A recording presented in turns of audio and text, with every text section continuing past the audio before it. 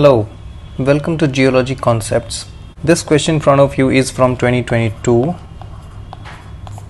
I have chosen this topic science. Actually in this series, this is going to be a series of videos in which we are going to discuss previous year papers, and the idea is to keep this video based on certain topics. Like the first video, this video is going to be on science only, and the first part will include like 40 questions of science which comes from 2022 paper.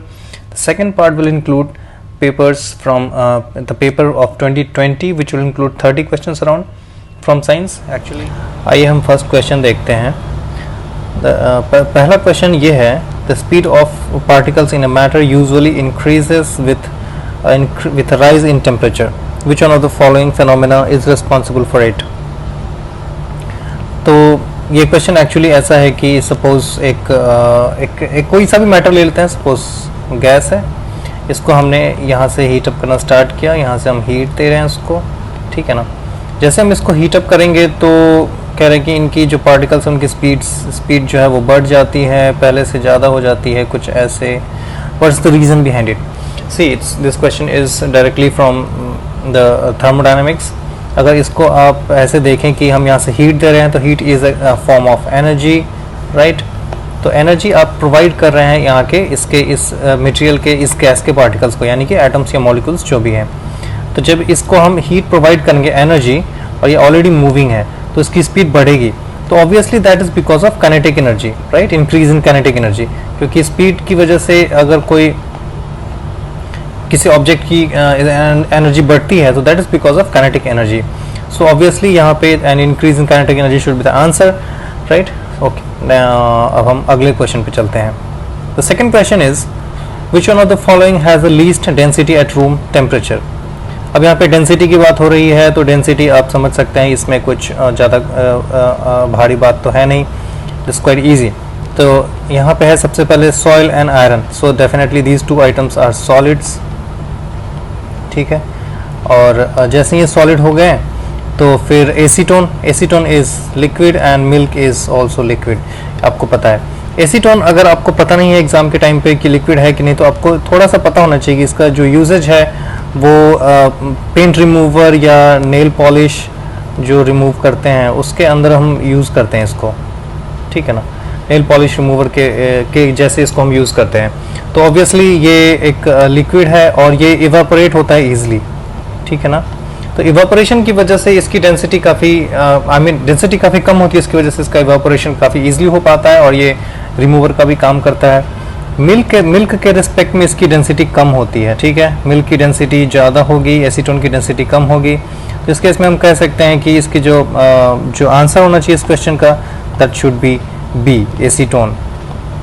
क्योंकि B का जो density होगी वो least होगी इन चारों में. दो तो सॉलिड है ऑलरेडी, आप देख रहे हैं. ओके, नेक्स्ट क्वेश्चन पे हम चलते हैं. Which one of the following mixtures are which one of the following mixtures will not have uniform composition. अब मिक्सचर की बात कर रहे हैं तो जैसे कि आपने अगर फिजिक्स में पढ़ा होगा या फिर केमिस्ट्री में, आई थिंक कि केमिस्ट्री पढ़ते हैं मिक्सचर के बारे में, कि मिक्सचर जो है वो होमोजेनियस होते हैं, नॉन होमोजेनियस होते हैं.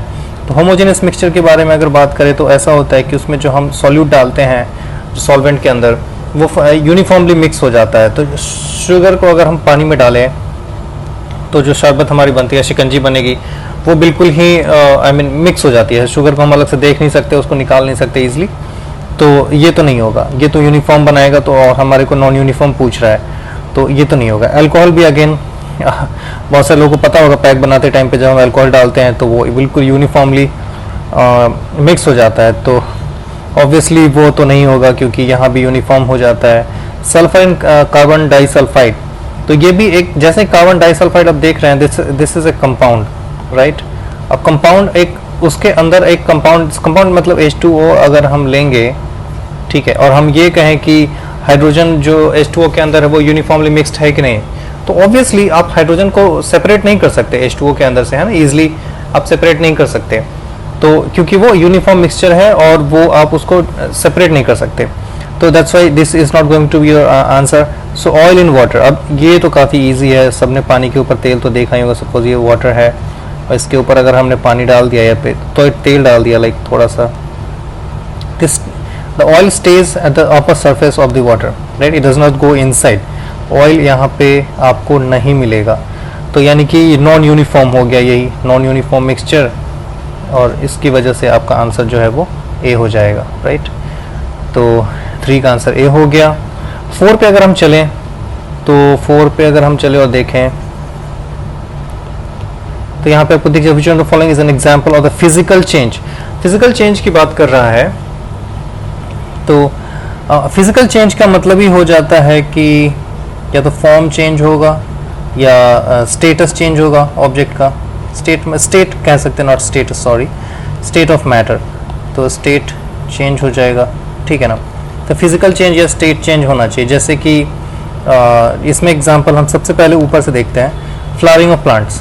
तो अगर एक पौधा है, इसके ऊपर एक यहाँ पे एक कली है, एक बर्ड है, और इससे फ्लावर बन जा रहे हैं, वो डायलॉग याद आ गया ना, पुष्पा वाला।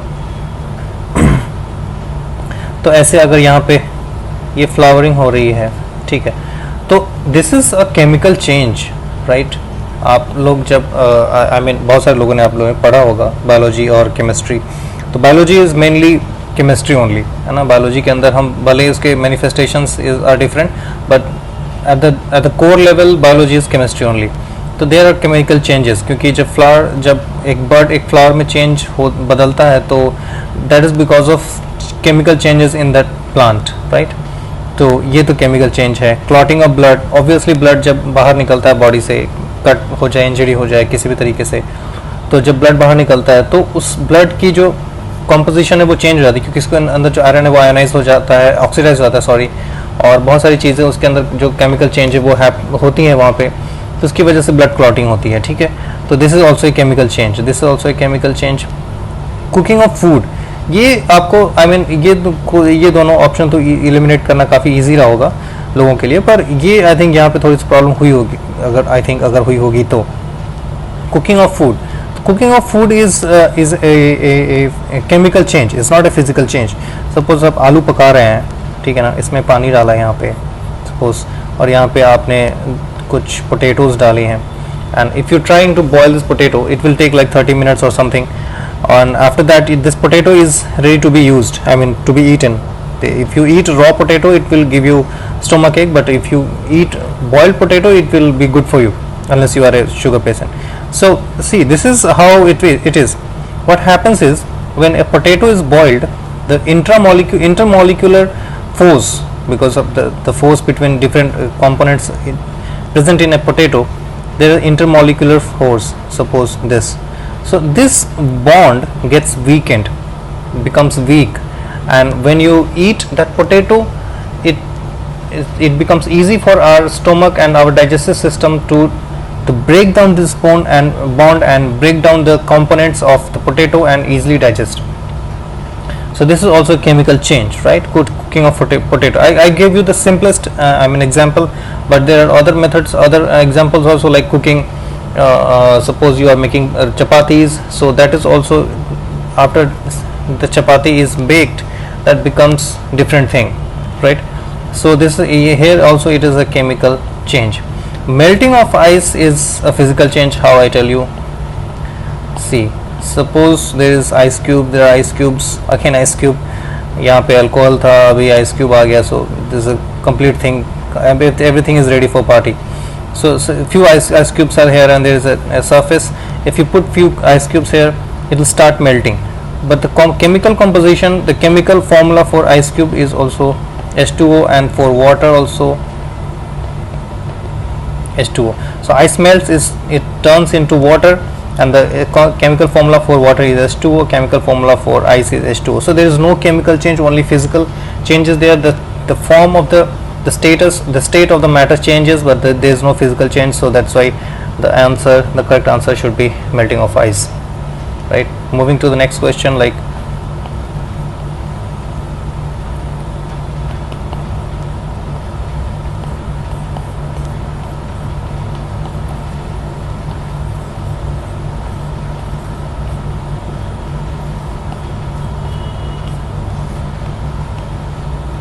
okay, now moving to next question, fifth. Which one of the following is not monatomic? Monatomic is means mono plus atomic, right? Mono means one, single, atom means atomic means atom. So you see helium is He, neon is Ne, argon is Nr, sorry Ar. All these are monatomic because these are halogens. No, these are not halogens. These are what is this? Not halogens. So these gases do not react with any other gas, that's why they remain monatomic. But hydrogen react with itself and becomes H2. So that is, hydrogen is the only thing that is not monatomic. Okay, which of the following elements exhibit singular valency? Singular valency, again for this you need to understand how these electrons are arranged in an atom. So sulfur, for sulfur the electron, number of electrons 16, phosphorus P 15, sodium Na 11, and copper Cu is 29, right? So here again 2 8 6 2 8 5 2 8 1 and 2 8 18 and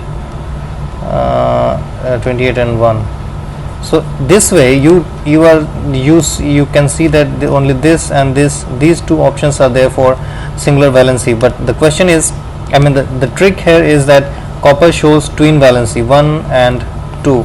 This is why, because if you arrange in its subcells like 1s2 2s2 2p6 3s2 3p6 4s2 and 3d9. This is how you arrange this the atomic structure, electron distribution, right? So what happens is, this is either not half filled or full filled. This is full filled.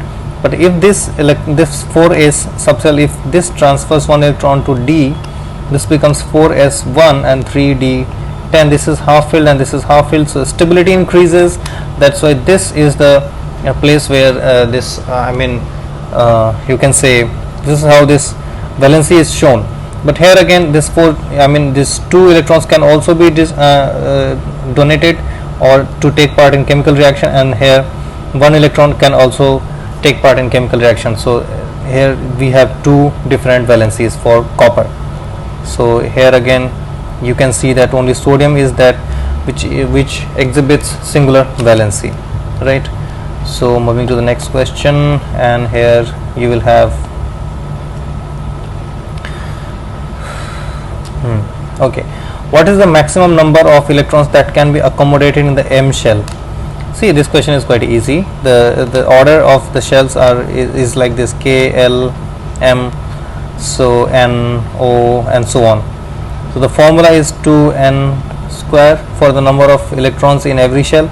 So this is first shell, this is second, this is third, this is fourth, this is fifth. So in the first shell, 2 into 1 square is 2. In the second, 2 is to 2 square is 8. Into third is 18. Into fourth, 4 square into 32. So this is how. For K it is 2, for L it is 8, for M it is 18. So 18 should be the answer. The maximum number of electrons that can be accommodated in M shell is 18. So here again, okay, this question is good one. This is a little numerical, because here the question has asked to calculate the partial pressure, and this question is this question is based on Dalton's theory of partial pressure. Dalton says that P total equals P1 plus P2 plus P3 plus P4 and so on.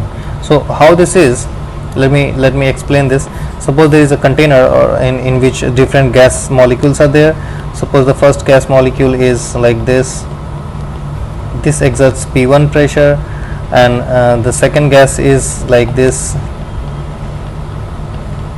This exerts P2, and third is like this exerts P3, right?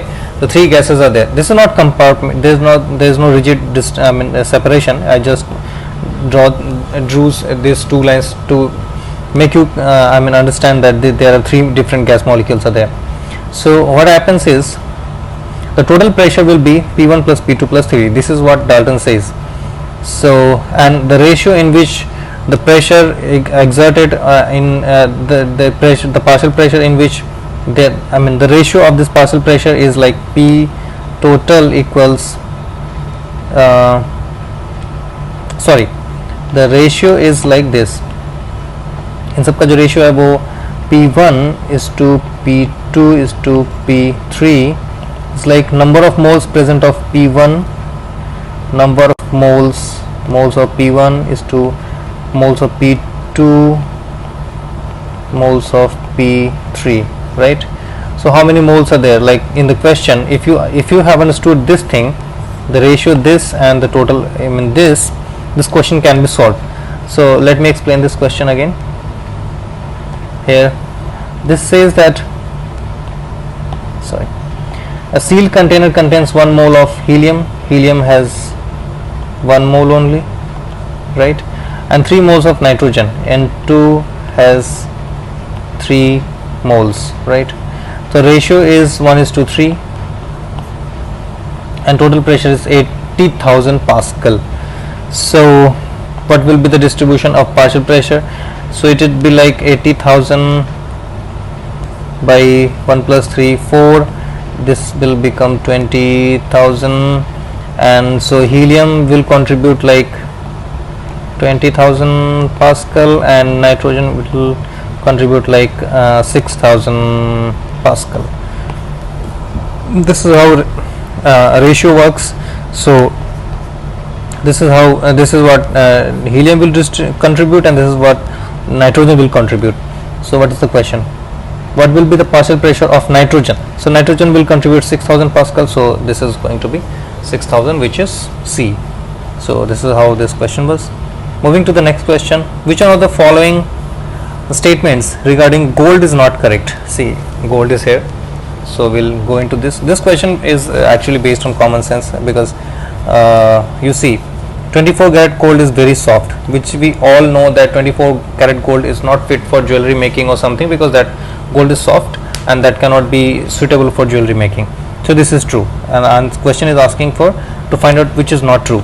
22 karat gold is generally used to make ornaments, which is also true, because they actually 22 karat gold contains some impurity in the form of copper and silver, so that it becomes little harder and durable, so that if jewelry is made out of 22 karat gold, it stays and it's durable and it shines, and all these things are there. 22 karat gold contains 22 parts of gold and 2 parts of iron, make it hard. See, iron is not there first of all, that's why this answer becomes wrong, because to make the gold harder you put silver or copper, right, not iron, because if you put iron into this because if you put iron there, it will be like it will corrode or something, so that's why iron is not there. So this option is wrong according to me. 18 karat gold comprises 75% of gold mixed with 25% copper, silver to make it hard. This is also correct. So not correct is C. So C is the answer, right? So this is how it is. Okay, moving to the next question. This is matching. So we have to match list 1 with list 2, and let's see, here few very common compounds are here, chemical compounds: bleaching powder, baking soda, washing soda, and plaster of Paris. You know all that bleaching powder is also used as disinfectant, so A goes to 4, so A with 4 is here, A with 4 is here. These A and C cannot be the right answer. Then baking soda is also used as baking soda is basically used in bakery.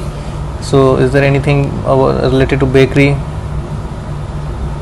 Okay, now washing soda is used as permanent hardness, right? What happens actually, if the water is hard, then washing soda is used to remove the permanent hardness. The permanent hardness is remove washing soda, so C will be matched with 1, so C will be matched with 1, so it is here, it is C is 3 here, C is 1 here, so A is going to be the right answer, B will not be the answer. So let's see. Baking soda is also used as antacid. We all know that if you read chemistry, you will find that baking soda uses antacids also, and plaster of Paris is used for making toys. So this is how this question can be solved. Moving to the next question, what are the major raw materials used in the manufacturing of cement?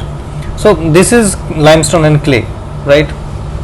We all know that limestone and clay are used to make cement, sorry, not baking soda, cement. Okay, so moving to next question, which are the following statements about the law of chemical combination? This question is a very good question. Law of chemical composition is not correct. Here the question is talking about the law of chemical combination, and the law of chemical combination says that there are 5 postulates, right? And it talks about 5 things, and here actually 4 things are covered. So you have to find out which one is wrong. Equal volumes of all gases at same temperature and pressure contains equal number of molecules. This is correct because this is what Avogadro number says. ठीक, right? तो हम इससे कह सकते हैं कि 1 is correct. If 2 elements combine to form more than one compound, the masses of one element that combine with fixed mass of other element are not in any proportion. This is wrong here. The theory says that they are in small number. The proportion must be in small whole number, right? So this is where this becomes wrong. So this is the right answer. Let me go to the C. Matter can be neither created nor destroyed, so mass of conservation of mass, and a given compound always contains exactly the same proportion of element by weight. This is also correct. So B was the right answer because this is wrong, right? So let's move ahead and let's see what the next question says. Which one of the following sets of elements is essential for the production of red blood cells in a human body, right? So okay, we'll see this question later. 34. Let's move to the next question.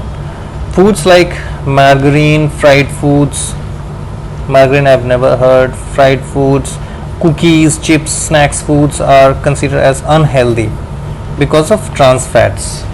Okay, so 35, the correct answer is A. Which one of the following foods is not naturally rich in protein? So yogurt, egg, lentil, matlab dal, and yogurt is kind of a dairy product, is rich in protein. Eggs are rich in protein.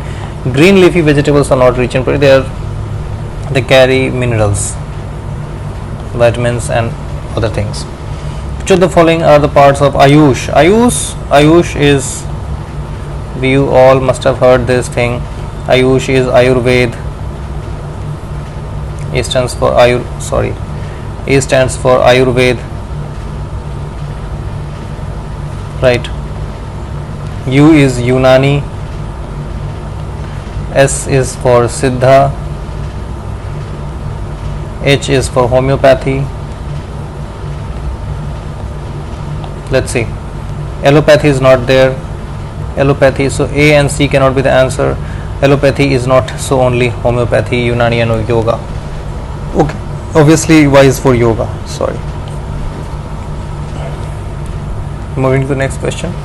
Which of the following major parameters are considered while deriving the AQI index? See, these questions have been asked many times in various exams. So you must understand that carbon dioxide is nowhere mentioned in this thing. So carbon dioxide cannot be the answer. So you should also consider that it should be like particulate matter. Sulfur dioxide is there, particulate matter is there, carbon dioxide is not there, nitrogen oxide is there, particulate matter is there, sulfur dioxide is there.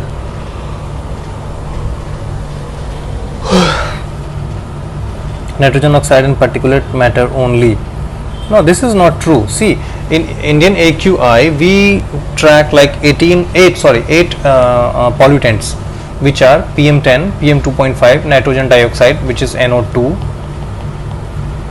sulfur dioxide, which is SO2, carbon monoxide, carbon dioxide is not there, CO2 is not there, So wherever you find CO2 is cannot be the answer, so carbon dioxide, this cannot be the answer, carbon dioxide, this cannot be the answer, only this and this can be the answer. Particulate matter and sulfur dioxide only, nitrogen oxide and particulate matter only. Nitrogen oxide is not the right answer, nitrogen dioxide is there, so this is also wrong, so only correct answer remains is C. So 38 का C हो गया. तो आगे बढ़े. COVID-19, Covaxin and okay, so this question has also been there in UPSC this year 2022, right? So on which platform they have been made these vaccines. So you see, in Covaxin it is based on inactivated viral vaccine. Okay, inactivated means they take a virus, inactivate that virus, and then they inject as a vaccine into the patient's body. So that is how Covaxin is. And the other vaccine which we have in India is Covishield. Covishield is a viral vector platform, which means they take the virus from the chimpanzee, adenovirus from a chimpanzee, and that has been modified to carry out the COVID-19 spike in the patient's body. So this is how it is. So it is inactivated whole virus vaccine. So this is going to be the right answer. Live attenuated, it's not the. This is what Covishield is, right? If it has been Covishield, so A would have been the answer, a live attenuated virus vaccine. But this is Covaxin, so it's going to be inactivated whole virus vaccine. So B is the answer. Which of the following diagnostic tests carry the health risk associated with it? So this is CT scan and X-ray, because in MRI there is no ionizing potential, and ultrasonography there is no ionizing potential, because ultrasonography is a sound wave only actually, and MRIs and ultrasonography, and no, this is not there. So only CT scan and X-rays carry the ionizing potential X-ray, radiation. Sorry. Moving to the next question. The dew point temperature represents that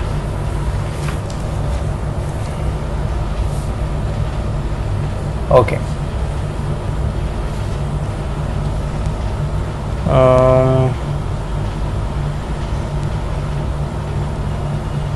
Okay, coming to this question, we have a few more questions left. Okay, fine. The next question is, the dew point temperature represents that thin layer of air near the ground surface has become cold enough to condensate. The question is about dew point. Dew point is actually क्या है कि जहाँ पे बर्फ जमना ज़मीन पे start हो जाए, that is dew. Dew is not बर्फ but वो उसके close आ जाए, है ना?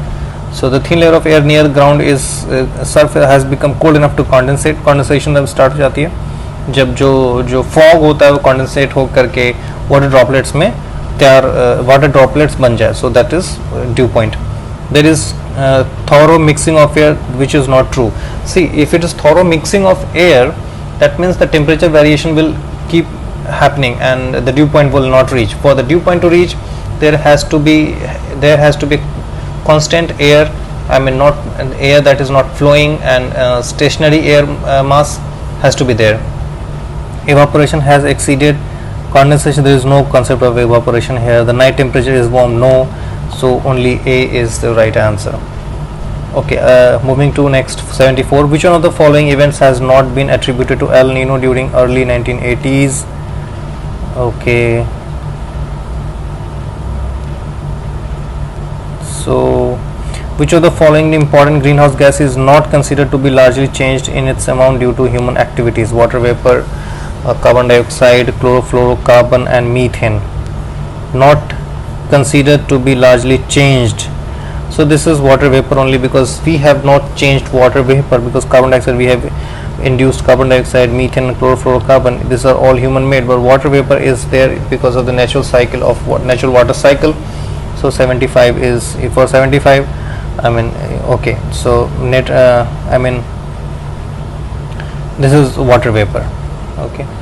For 76, which of the following can be used to determine the polarity of an unmarked bar magnet?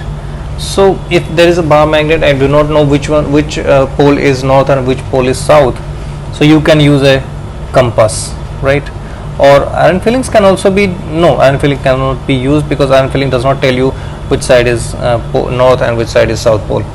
Okay, so next question is the magnetization in ferromagnetic materials.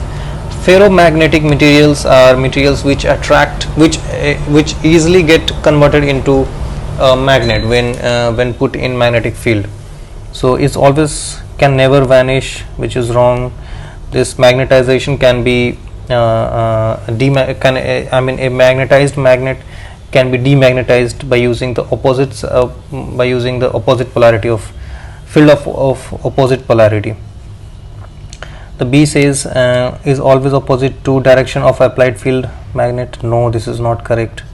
That is in the direction of the field, is always in the direction perpendicular is also wrong. May not vanish.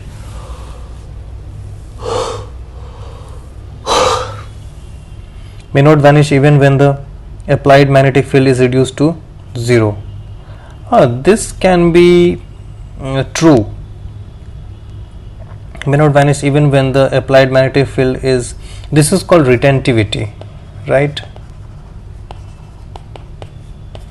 This is the characteristics of ferromagnetic materials, that when you apply a field, when you put, actually क्या होता है ना कि एक magnetic field है, उसके अंदर आप एक मेटल डालें, राइट, कोई आयरन या फिर कुछ ऐसा मेटल डालें तो वो मैग्नेटाइज हो जाता है, वो मैग्नेट बन जाता है. But when you remove that magnetic field, that metal remains as a magnet, it does not demagnetize. So this is what it says, that may not vanish even when the applied magnetic field is reduced to 0. So it should, D should be the answer. Okay, moving to the next question. Which one of the following is the conservation law from which the Bernoulli's equation of fluid flow is derived? So this is from, see, if you read mechanics, fluid mechanics, it will tell you that Bernoulli's equation is based on the conservation of energy, right? There is nothing to explain here. Okay, fine. Moving to the next question.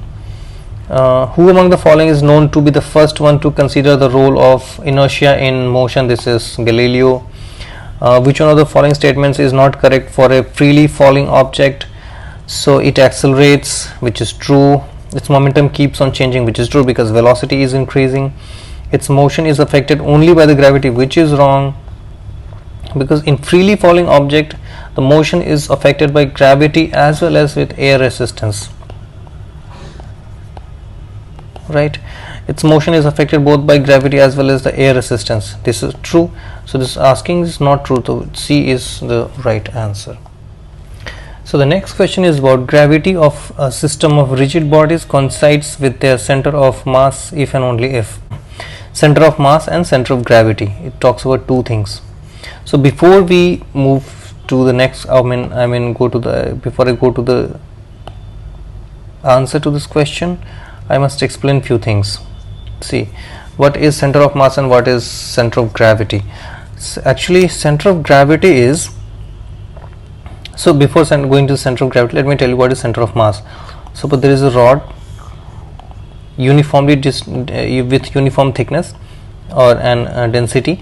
There is a rod. So this is, suppose the length is 2L.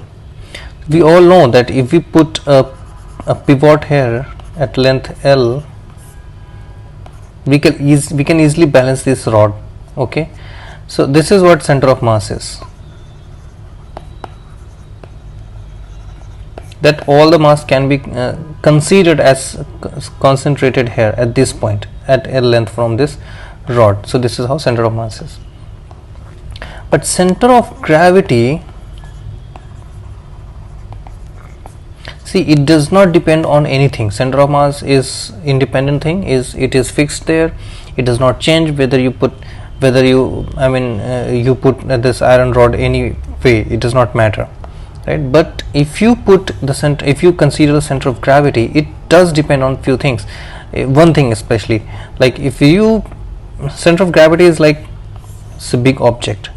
So the center of gravity is that gravity pulls this object from, when this gravity pulls this object, gravity consider this object as a point mass, because in Newton's law of gravitation, then any object is considered as a point mass, right? then only this calculation becomes easy, otherwise this is not possible. So this is considered as a point mass.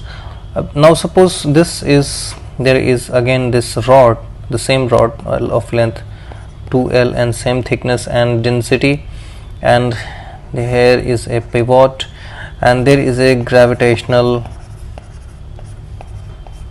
field which is G, right? So there will be pull, because gravitational field pulls, attracts the any object.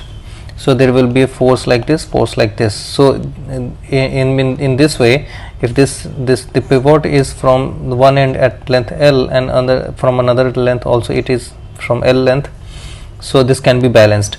But now suppose that this gravitational field, I change, like half of the field becomes stronger and half of the field remains the same.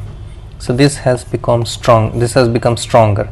So now the half of the field, this 3 lines suppose, will attract this side of the length more than this. Now if you want to balance this rod, you need to shift this pivot from here to a new location, which it could be like this. So now center of gravity has changed from here, this has shifted from here to here. So this is how center of gravity changes according to the field. So this depends on the field. So that's why I was just explaining this question. So if you go through these options, you will understand that their center of mass is at the geometrical center, which is, I think, true. Center of gravity of a system of, sorry, let me go through the question again. The center of gravity of a system of rigid bodies coincides with the center of mass if and only if this happens. Now if we go through the question again, the center of mass and center of gravity happens to be the same at the same place only if this field is uniform.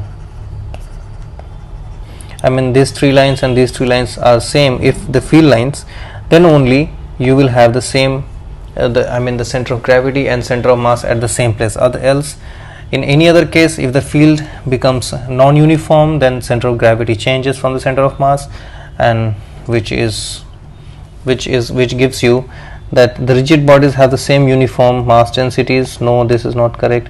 The acceleration due to gravity is same throughout the system of bodies. This is correct. B is the right answer for this question. This question was a very good question, and I hope you all have understood this question very perfectly. Let us move to the next question. Sorry. The next question says,